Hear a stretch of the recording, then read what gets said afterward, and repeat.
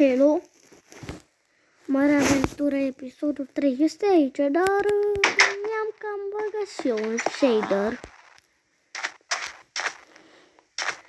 Deci chiar fain rău shaderul ăsta, mai ales a schimbat apa. Să te ești mai întunecat de ce știam pe dumneata. Deci în ultimul episod, nu știu ce am, parcă am făcut recepția, nu mai știu. Da, parcă pe asta am făcut-o cu nene armurier la el, să vândă. Deci cerul mă uimește, apa mă uimește. E tare rău shader-ul. Cactusul mă uimește, până și pisica asta îmi place cum arată. Chiar și pisica asta. Mama. Râul chiar se vede extrem de bine. Uită-te și tu cum se vede râul. Să-mi zică cineva că shader-ul ăsta nu e fain, că eu nu-l cred. Să-mi zică cineva că shader-ul ăsta nu e fain, că eu nu-l cred. Nu-l cred că nu e fain shader-ul ăsta, adică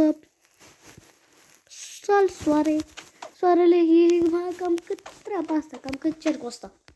Și e rotund, nu pătrățenie. Look, Enderman. Enderman. Where are you? Where are you? Enderman. Enderman. Hello. Bă, vreau să mă bat cu dumneavoastră. Mă lăsați să mă bat cu dumneavoastră? Că vreau să fac rost de o perlă de la dumneavoastră.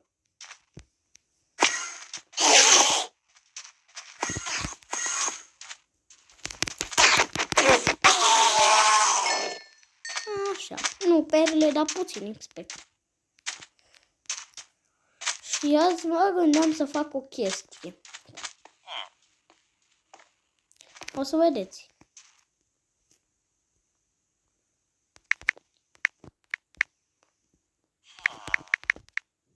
Librăria.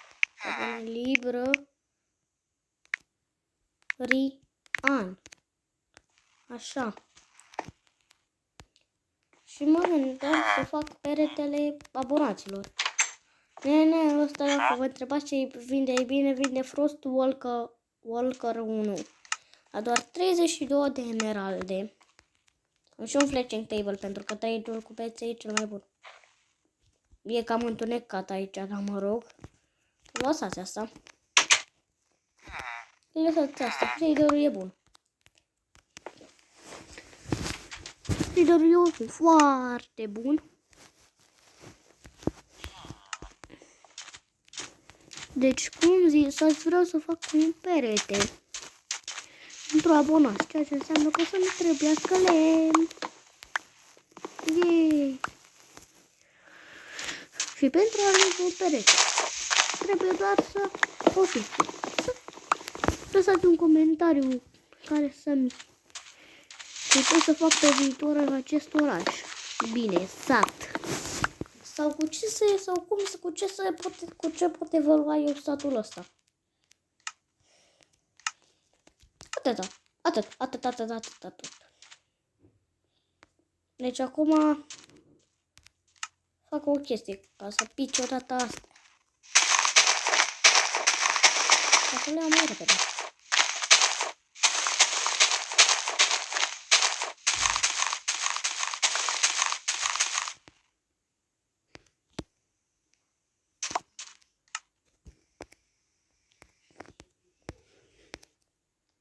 Am întrerupt puțin filmarea, dar am plantat oricum copacii ăștia. Uite și ăsta. Hai să vedem. În primul rând voi face, uite așa. Pentru că îmi trebuie planturi. În recepția Hello Nene Recepția ești cam întunecat, dar mă rog.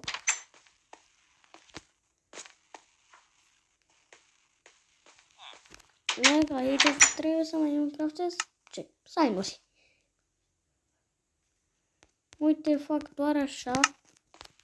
13. Și vreau să fac peretele fix în spatele casei. Adică, bine.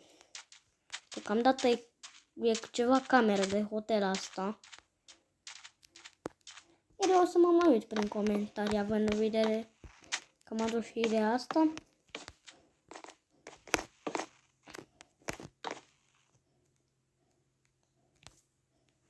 Hai mă. Bop, bop, bop, bop, bop. Bop, bop. Mai iau lemn. Bip, bop, babi, bop, bop.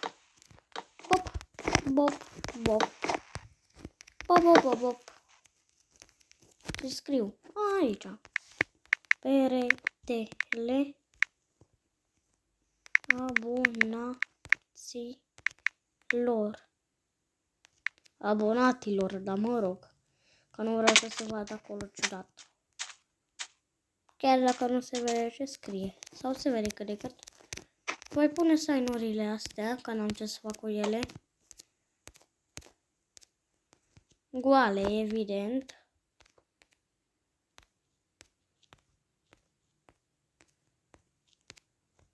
Bun.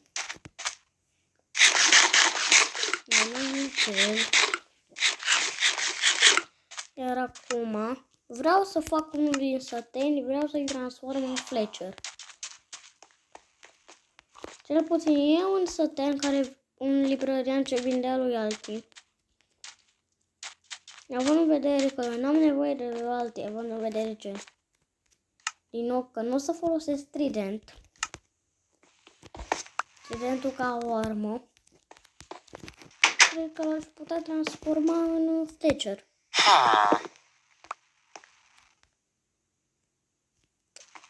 Hello. Hello.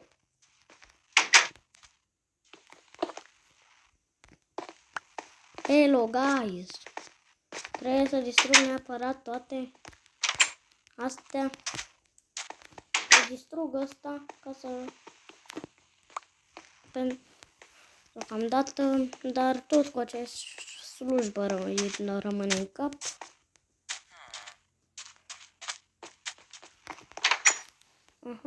Distrug smithing table-ul. Bun. Pentru că eu vreau să devină un Fletcher. Vreau. Fletcher. Bă. Deci nu? Stone mason. Mason. E de la stone cutter-ul meu. Parcă vezi că e de la stone cutter-ul meu. Bun.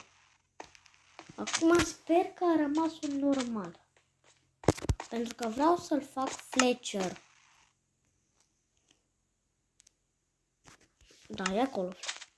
Mă sper că s-a transformat în Fletcher. Mamă, de ce ești eu rău shaderul ăsta. Acum e bucătar. Să-mi zică cineva dacă se poate ca ăștia din satul de deșert să se facă Fletcher, că eu nu știu. Oricum o să pun nebunile la loc. Pe tine te las să pleci, că n-am nevoie. Dar o să mă duc să mă culc. Mamă, luna cum arată. Luna! Uite-te cum arată luna, la la la la la la. Ziceți-mi mie de shaderul ăsta nu-i mișto. Hai să mergem să dormim. Bam, bă, bung, hang hung.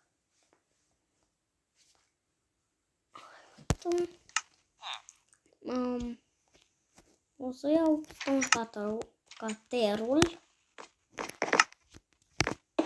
ca să-l plasez la loc.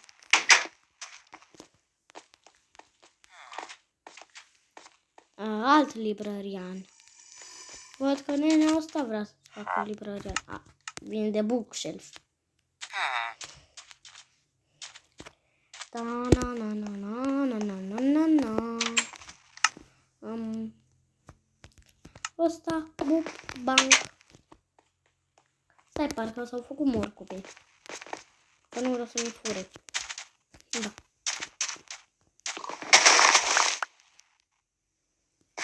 Cea mai mișto realizată este asta. Dar e făcut destul de mare, sincer. Au făcut cei cu cei care au făcut cei, dar l-au făcut mare.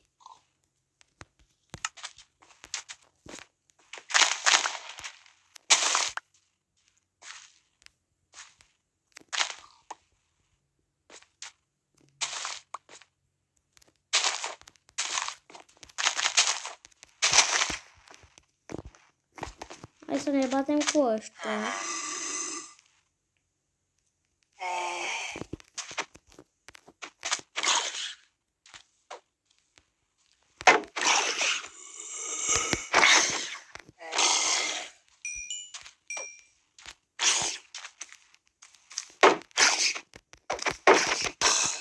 Bun.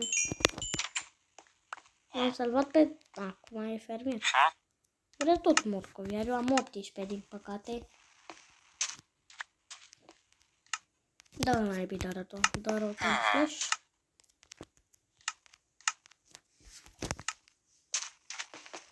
Voi merge la și să spun sleeping table-ul înapoi. Bă, uite porcul. Hai, v-a dat porcul din casă.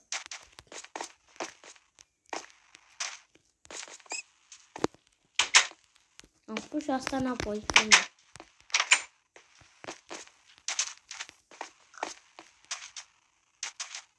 Și ideea e că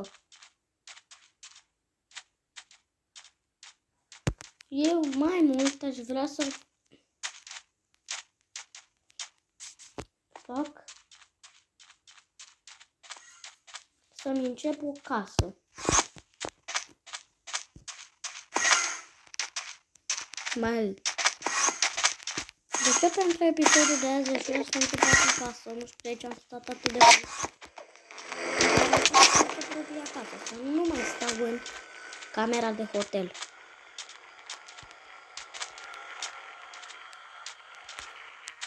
Dar mai întâi să mă bat cu Enderman-ul ăsta, dacă știu unde e. Mă rog.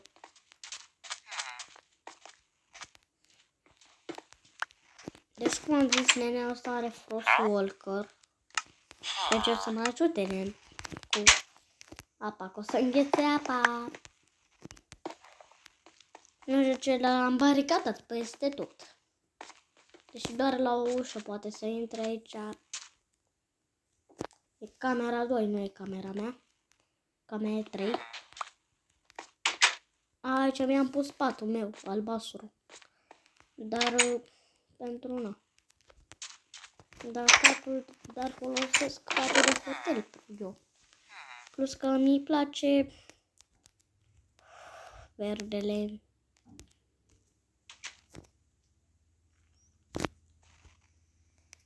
Și e imposibil să găsești flori verzi. De aceea vreau să-mi încep o casă.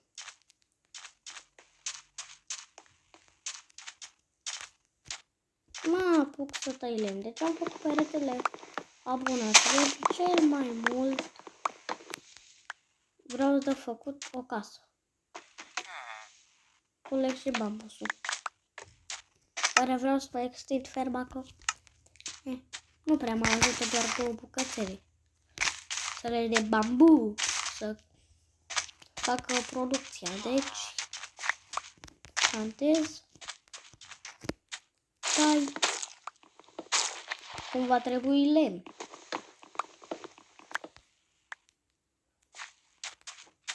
având în vedere că locuiesc în deșert, n-am decât o fermă de lemn să o fac. Ca posibilitate. Pentru că va trebui asta. Că nu vreau să fur paturile de hotel. Și aș putea să-mi fac din sandstone să se asorteze. Da. Practic, nu stau să strâng sandstone la acum. Deci eu nu stau de sandstone să strâng. Să stau de piatră de risip, nu stau.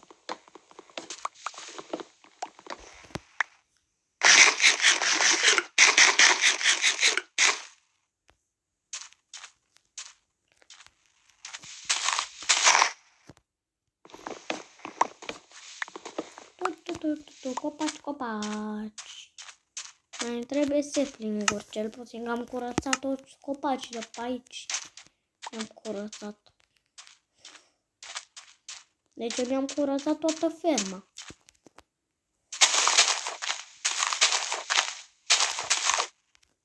Că nu m-am gândit să stau în pădure. Pădure ca să am lemn cât să nu mai întâlnească. Încă un sapling. Dăm. Plantează.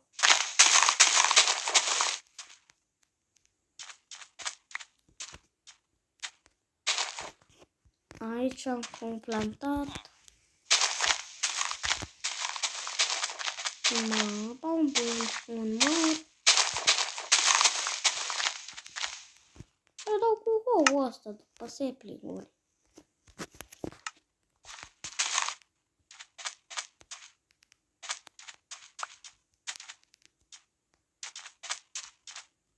Deocamdată nu mai îmi trebuie sapling-uri. Am curățat copacii de 7 de ani, nu stau pe acolo.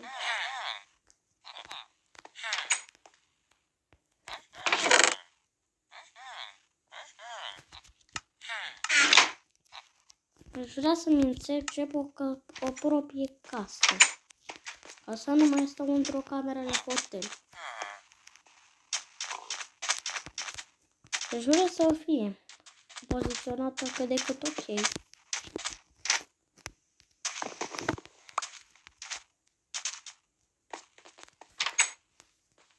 Că casele astea, că camerele alea sunt cam desuite. Deci urmează să fac o casă. Eu de bașurile astea, beți. Am deja bețe și pot să am mereu.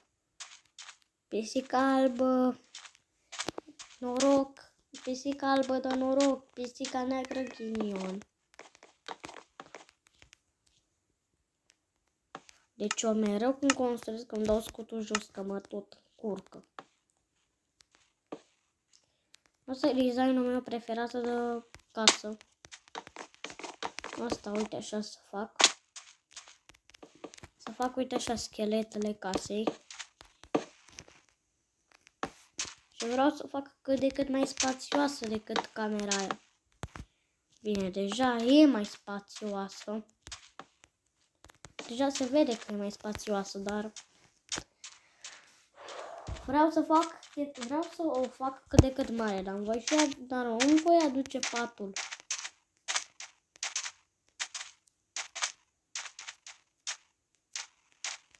De la camerele de hotel, dar acum trebuie să aștept să crească copaci. Eu îmi voi aduce patul de la camere. E camera 2, asta e camera 1. Îmi voi lua patul cu mine. Care e pat albastru, nu știu de ce mi se vede schimbată de întunecat, dar mă rog.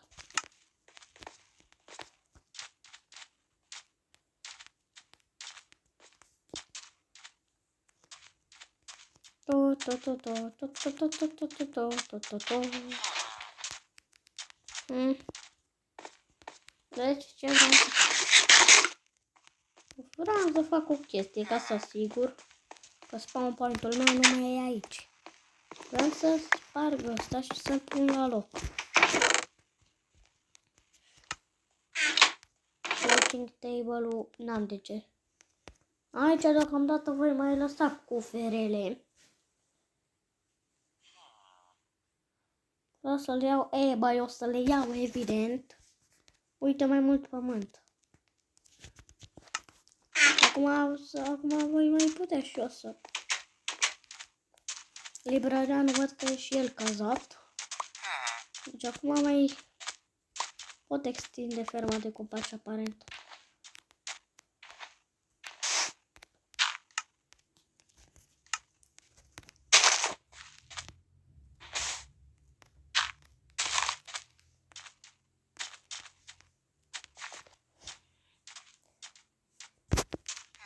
Mă voi duce la scheletele următoarei case să dorm.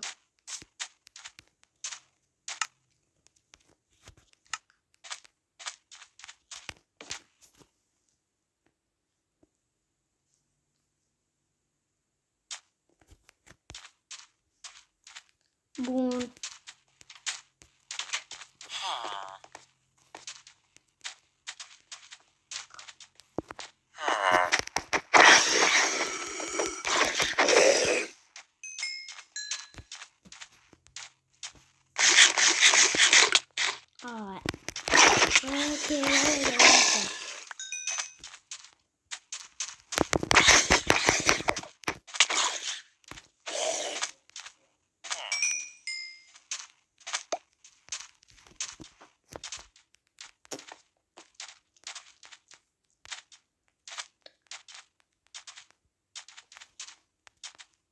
Uite-te, oceanul.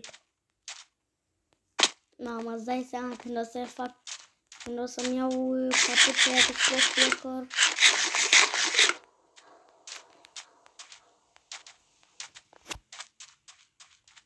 Nebunie. Că o să pot traversa fără probleme oceanul.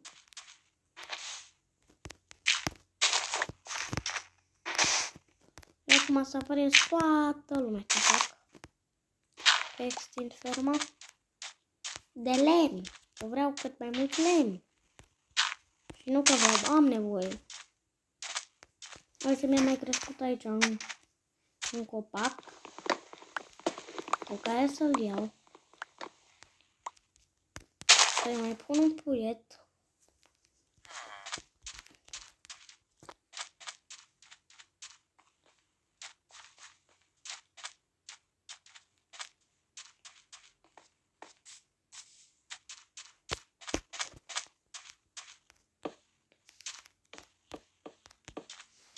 Unde am mai... Nu. De fapt, aici așa nu vreau să fac. Asta e... Na.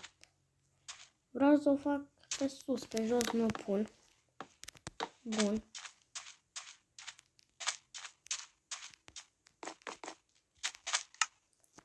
Și urmează doar să umplu cu lemn. Aici voi mai lăsa niște spații.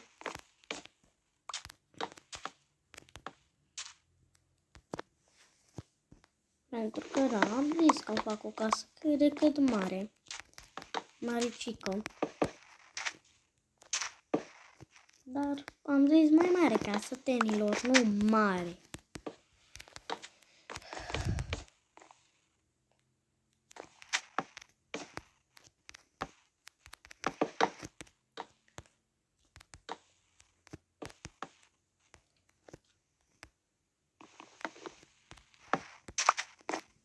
Vreau să-mi pun o ușă de fier ca să nu-mi intre sătenii. Tenii în casă. Că nu vreau să mă trezesc cu ei în casa mea.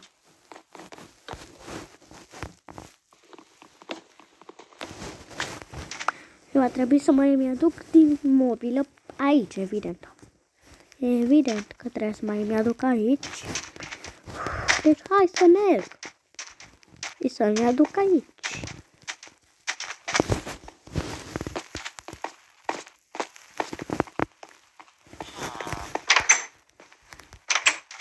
Nu aici, aici.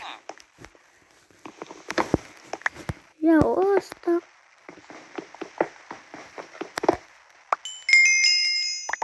Apare să face și să făcuți și ceva gold pe aici. Nu că aș fi vrut să se facă, dar mă rog. Anvil-ul iau. Nebunia asta o iau. Stone cutter-ul. Testurile de jos le iau ca zgoale.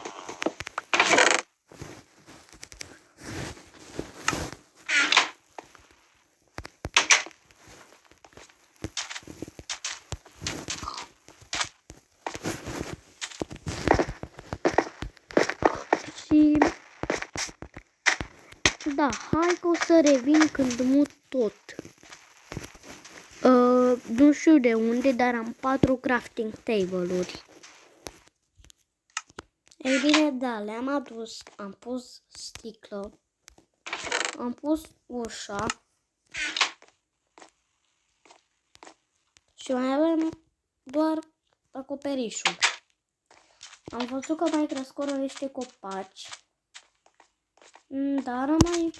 dar mina o voi lăsa în spatele camerei de hotel. Deci mina care e aici o voi lăsa aici.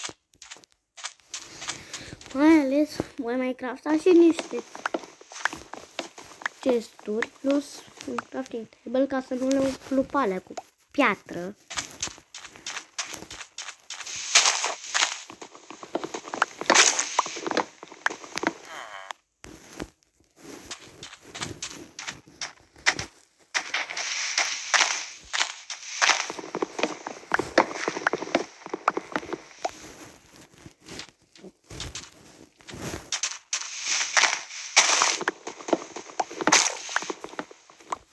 Deci stai cu pați.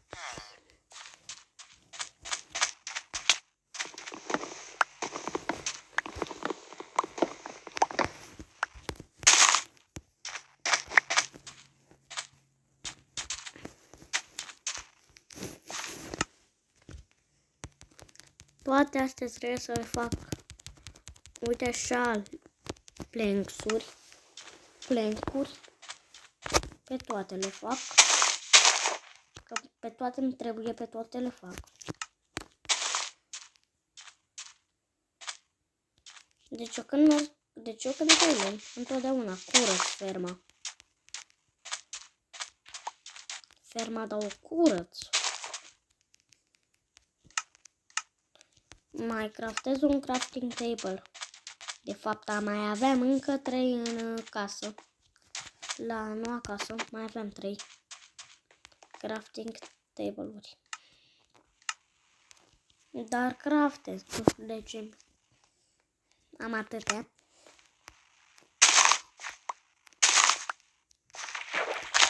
Dar am. Bip, bobo. Hai să merg la nenea asta care știu că dorea morcov să-i mai dau un emerald. Vrei, ia-ți morcovul și dă-mi emerald. Deci o să mai pun un crafting table plus niște chesturi. Mai exact 8 chesturi, că na. N-am chef să le umplu palea cu piatră. Și chiar trebuie spațiu dacă vreau să le umplu cu piatră.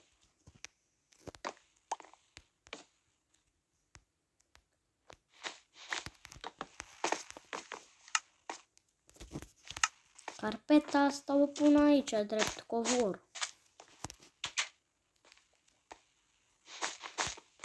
Bibop, bobop. Iar acum, pentru că am rămas fără lemn,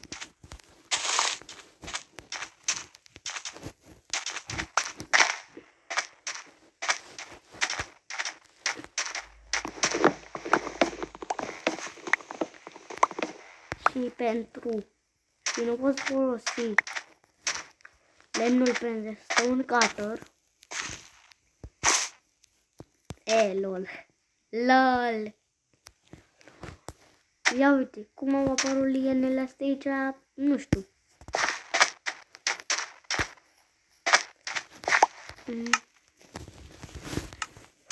Nu se plin. Mai îl pun. Bă, le-am plantați. Copacii îi am plantați.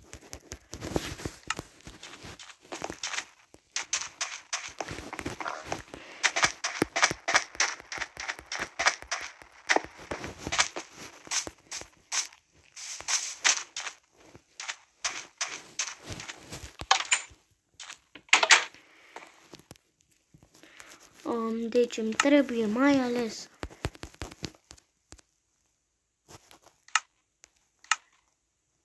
scări 24 și cu restul de astea fac slab-uri. Mamă, nici nu cred că o să ne ajungă, dar cred că parcă aveam, da, aveam aici nisip. Bine.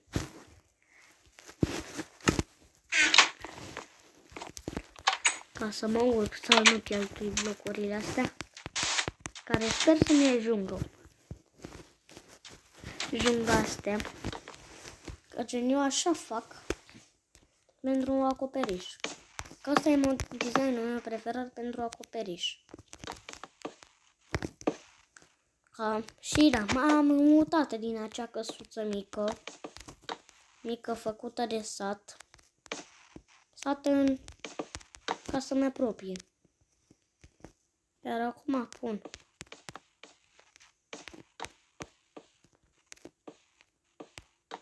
shader-ul ăsta e bun rău, doar uitați-vă acolo cum se întunecă.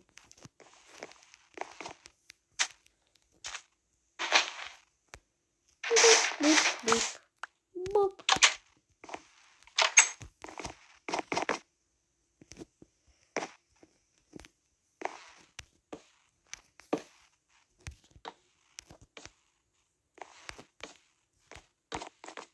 Am pus sorțe.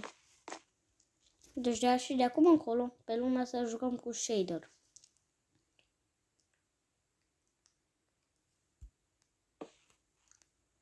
Dacă ziceți că shader-ul nu e bun, treaba.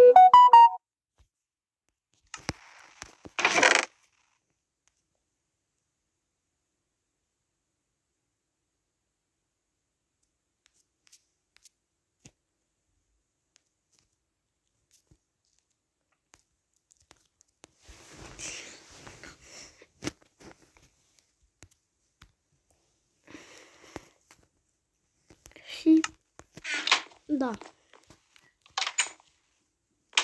Cam da. Ăsta a fost episodul din Marea Aventură, episodul 3. Mi-am făcut casă. În acest episod mi-am făcut casă, peretele abonaților.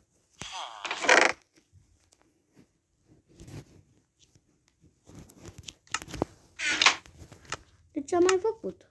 Nu uitați, pentru a ajunge pe perete, doar să lăsați un comentariu care să cu ce cu cum aș putea să mai dezvolt satul.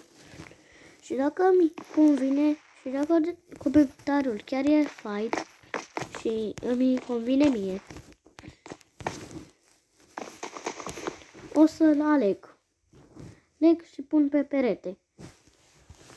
Deci cam asta a fost episodul și